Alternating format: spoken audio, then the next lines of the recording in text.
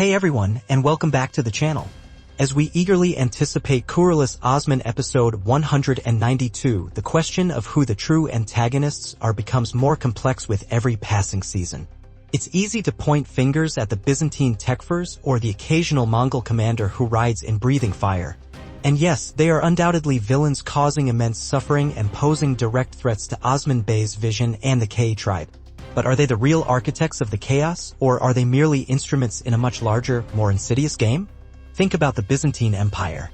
For episode 192, we're likely to see continued pressure from that front. Whether it's a new, ambitious commander sent from Constantinople or a familiar Tekfur trying to reclaim lost lands and pride, their objective remains constant: to eradicate Osman and halt the Turkic advance.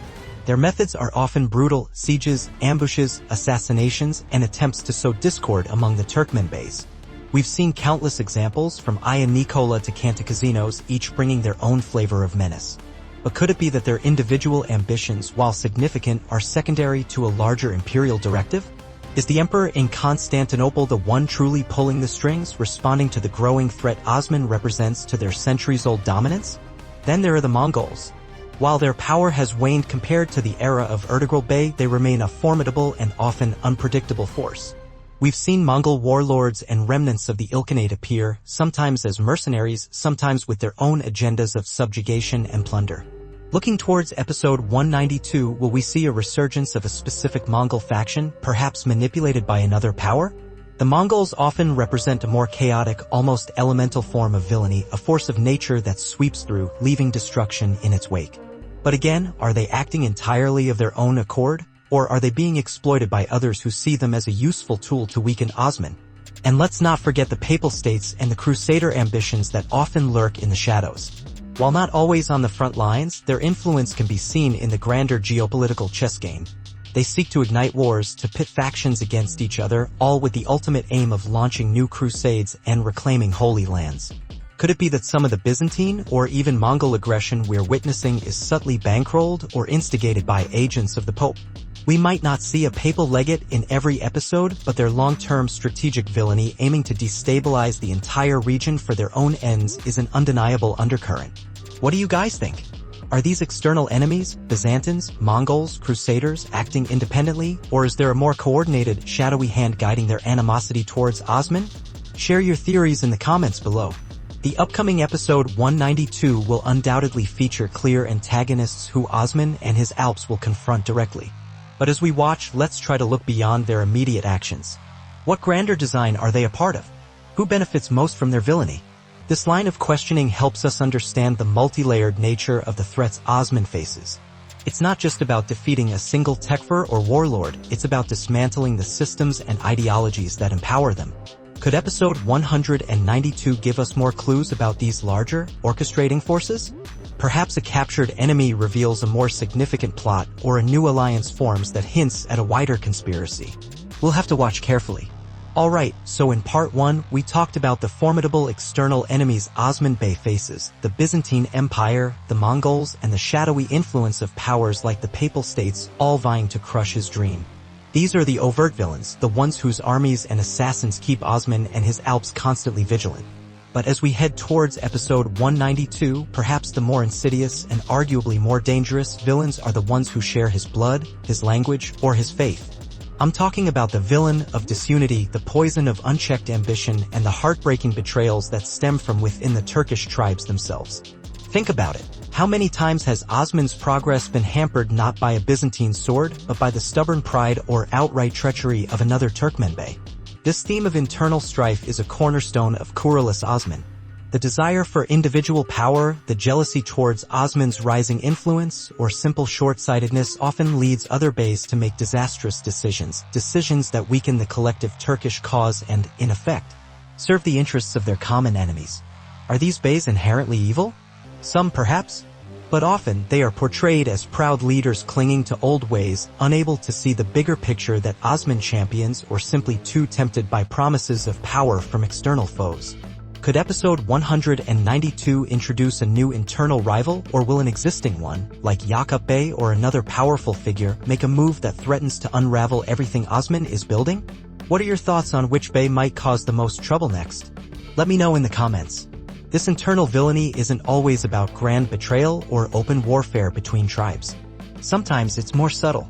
It can be the whispers of dissent sown within the K camp itself. Perhaps a discontented individual, feeling overlooked or disagreeing with Osman's methods, starts to undermine his authority.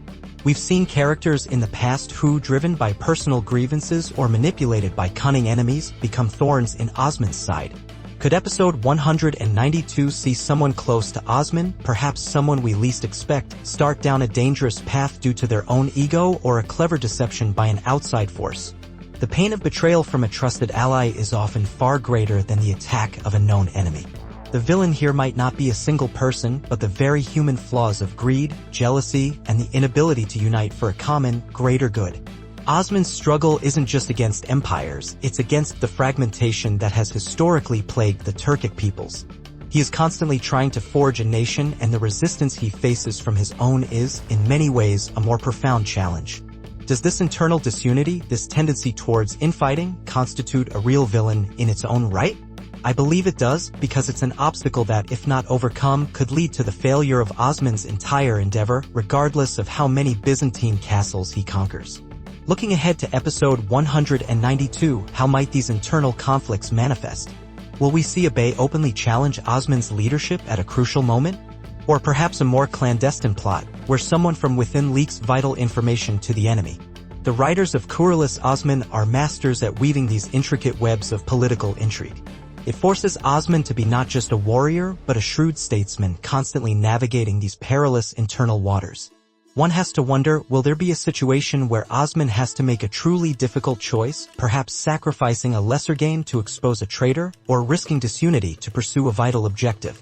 These are the kinds of dilemmas that make the internal struggles so compelling. Consider the villain of the cycle of revenge. How many conflicts, how much bloodshed, have we seen that is simply a continuation of old wounds, ancient hatreds passed down through generations? Osman strives to build a state based on justice, but he's constantly battling the ingrained desire for vengeance, both from his enemies and sometimes even from within his own ranks. Breaking this cycle is a monumental task. Could episode 192 present a situation where Osman has the opportunity to perpetuate this cycle with a devastating act of retribution, or will he choose a harder path, one that aims for true peace, even if it's less immediately satisfying? This internal battle against a destructive human instinct is a powerful, unseen antagonist. Then there's the sheer weight of leadership and the burden of the Kızıl Elma Red Apple, or the grand ideal of a unified, just Islamic state. While this is Osman's driving force, the path towards it is fraught with moral compromises and heartbreaking sacrifices. Is it possible that the very ideal, in its demand for unwavering commitment, can become a kind of villain by forcing Osman into impossible choices? Think about the personal toll on him, on his family, on his Alps. The constant warfare, the loss, the betrayals, these things chip away at anyone. The struggle to maintain one's humanity and principles in the face of such relentless pressure is a profound conflict. Will episode 192 show us more of this internal struggle within Osman himself? Perhaps a decision he has to make will have no clear, good outcome, forcing him to choose the lesser of two evils. That in itself is a battle against a form of antagonism. What about ignorance or adherence to outdated traditions that hinder progress and unity? Osman is a visionary, often ahead of his time. He faces resistance not just from those who actively wish him ill, but also from those who are simply stuck in old ways of thinking, unable to grasp the necessity for change, for a larger, more inclusive vision. This kind of passive resistance, this villain of stagnation, can be just as damaging as an open enemy. How might this manifest in episode 192? Perhaps a reluctance from certain groups to adopt new strategies or laws that Osman deems essential for the future state. So, after all this, who are the real villains in Kuruluş Osman? As we look towards episode 192, it seems the answer isn't a single entity. The real villainy is perhaps a hydra with many heads. The external powers, driven by imperial ambitions, fear, and religious animosity. The internal divisions, fueled by personal greed, jealousy, and a lack of foresight among some Turkish factions. The abstract forces, the cycle of revenge, the corrupting nature of power and war, the resistance to change, and the crushing burden of destiny and leadership. Perhaps the ultimate villain is the sum of all these parts, the chaotic, challenging world that Osman Bey is trying to reshape. His fight is not just against individuals, but against the very conditions that breed conflict and injustice. What do you all think? Which of these aspects of villainy do you find most compelling or most threatening to Osman's cause? And what specific manifestations of these villains do you predict we'll see in episode 192? Will a new character emerge embodying one of these, or will an existing plotline bring these deeper themes to the forefront? I'd love to read your insights and theories in the comments below. This show gives us so much to think about beyond the incredible action sequences.